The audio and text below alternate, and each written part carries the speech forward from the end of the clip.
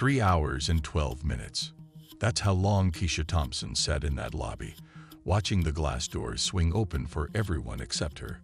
She counted. 23 people walked past her. 19 were offered coffee. 12 were escorted upstairs within minutes. Keisha got nothing but glances that slid off her like she was made of glass. Her portfolio sat on her lap, crisp and organized.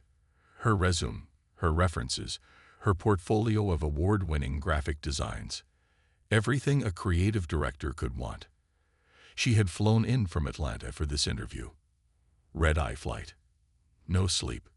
But she showed up 30 minutes early because that's what professionals do. The lobby of Sterling Media Group in downtown Chicago was all polished concrete and floating shelves lined with industry awards. A massive screen cycled through their latest ad campaigns. Keisha had studied every one of them. She knew their aesthetic. She knew their clients.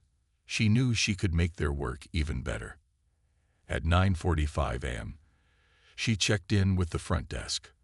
The receptionist, a young white woman with perfectly curled hair and a practiced smile, took her name and made a call.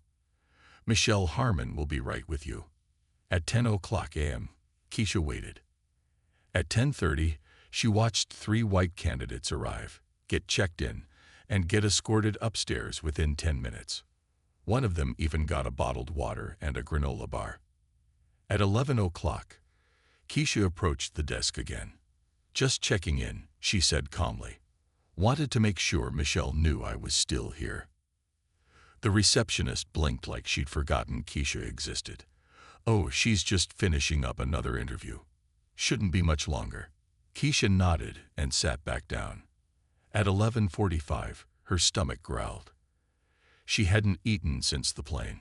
She watched the receptionist eat a salad at her desk, scrolling on her phone, never once looking toward the waiting area. At 12:15, Keisha watched a black janitor push a cart through the lobby. He caught her eye and gave her a small nod, the kind of nod that said, "I see you. I know what's happening." She nodded back. It was the first real human connection she'd felt all morning. By 12:30, something had shifted inside her. Not anger. Anger would have been too simple. It was something colder. A quiet certainty that whatever happened next, she would never forget this feeling. The feeling of being invisible in a room full of people who should be able to see her. She thought about her grandmother who cleaned offices in this same city 40 years ago. The woman who told young Keisha, "They'll try to make you wait, baby. But waiting don't mean you're not ready. It just means they ain't ready for you yet." Keisha straightened her back. She wasn't leaving. At 12:45, the glass doors opened and everything changed. Before we go further, where are you watching from right now? Drop your city and country in the comments. We love seeing where our story family is tuning in from. And if you've ever been overlooked, ignored, or made to wait while others walked past you, hit that like button and subscribe to Black Power. We tell stories about people who refuse to stay invisible. The glass doors swung wide, and 3 people walked in. Keisha recognized all of them. Marcus Webb, the CEO of Sterling Media Group, was in front.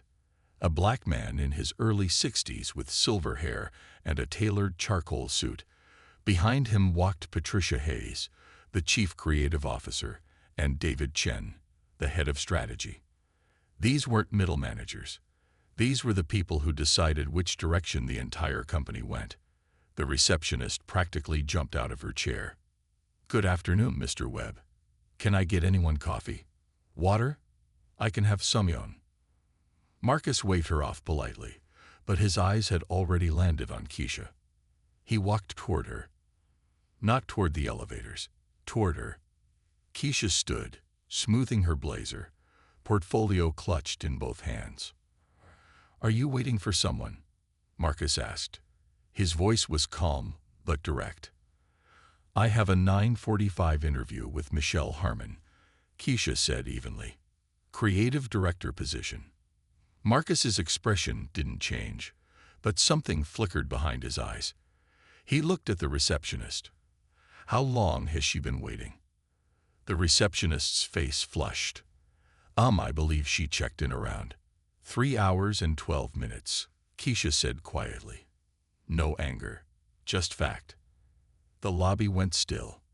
Patricia Hayes stepped forward. 3 hours. No one brought you water. No updates. Keisha shook her head. I was told she'd be right with me. Marcus turned to the receptionist. Call Michelle. Tell her to come down. Now. The receptionist scrambled for the phone.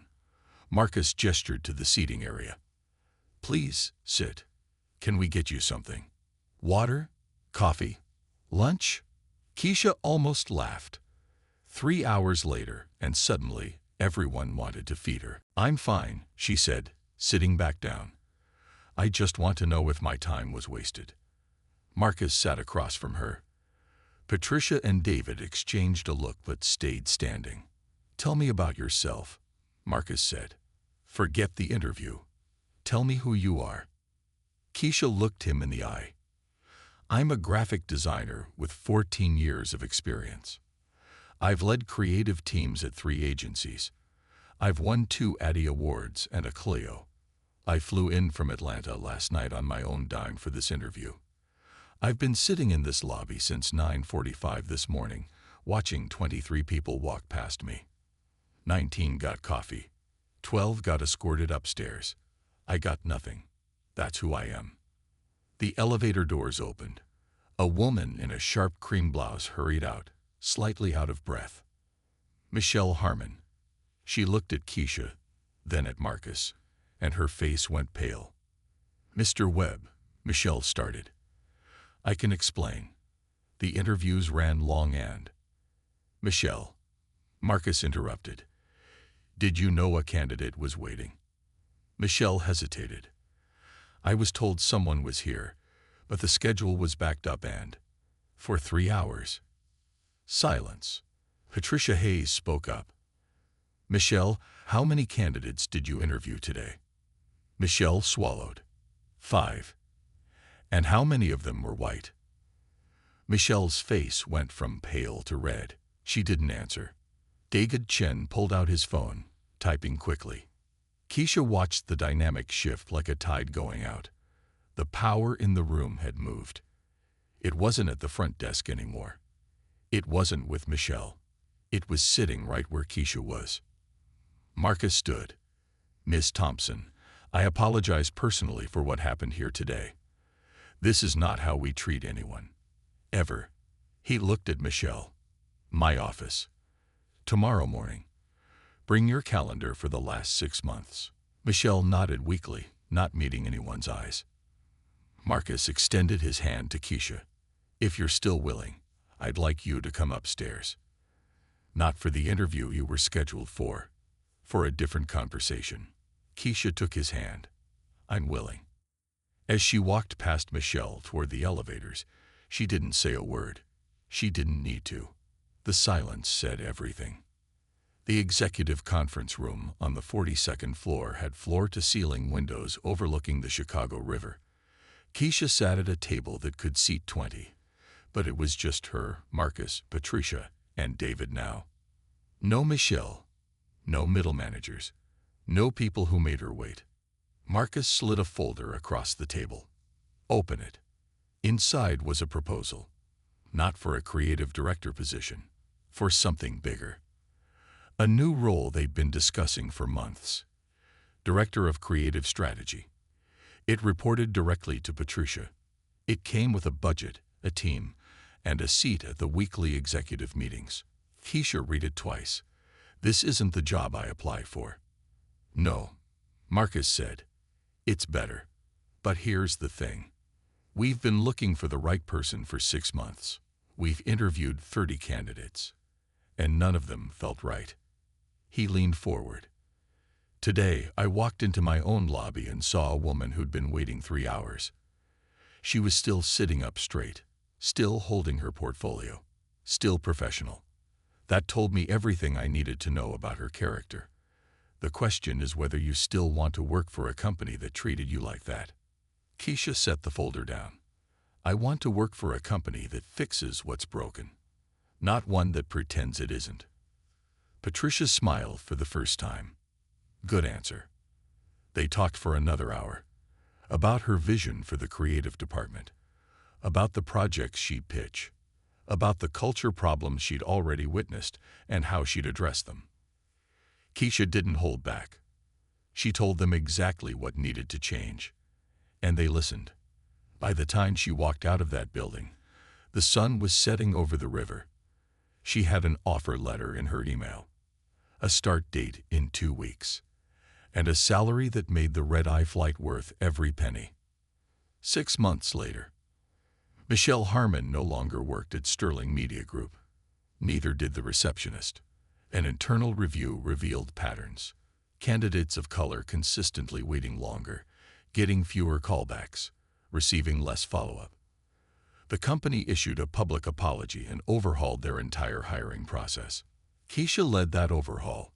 On her first day as Director of Creative Strategy, she walked through the lobby at 8:45 a.m. The new receptionist greeted her by name and offered her coffee. Keisha smiled, took the coffee, and kept walking. But she stopped at the waiting area. A young black woman sat there, portfolio in lap, checking her phone. She looked nervous. She looked ready. Keisha sat down next to her. "Who are you here to see?" The woman blinked, surprised. Patricia Hayes, creative internship interview." Keisha nodded. "Patricia's great. She'll be on time. And if she's not, you come find me. My office is on 42. The woman's eyes widened. "Wait, are you?" "Keisha Thompson. I sat in this same spot 6 months ago for 3 hours. Now I run the department you're interviewing for." She stood and smiled. "Good luck. You've got this." As Keisha walked to the elevators, she caught the eye of a janitor pushing a cart nearby. The same older man who'd nodded at her months ago. She walked over and extended her hand. "I never got to thank you," she said. "That day I was waiting. You nodded at me. It meant more than you know." The janitor shook her hand, a little surprised. "I just saw someone who needed to know they weren't alone." Keisha squeezed his hand. "You were right. I wasn't."